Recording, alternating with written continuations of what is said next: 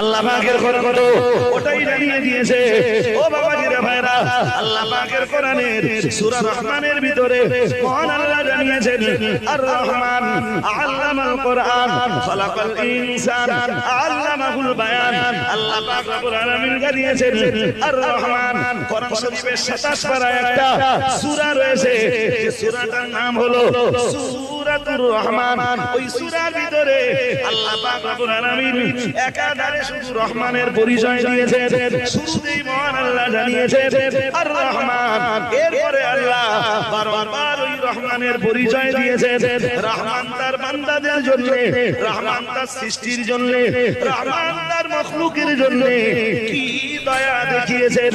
আল্লাহ পাক রব্বুল আলামিন তার तमाम দয়াগুলি সব একের পর এক তুলে ধরে দয়াময়ের পরিচয় দিয়েছেন, রহমানের পরিচয় ব্যক্ত করেছেন।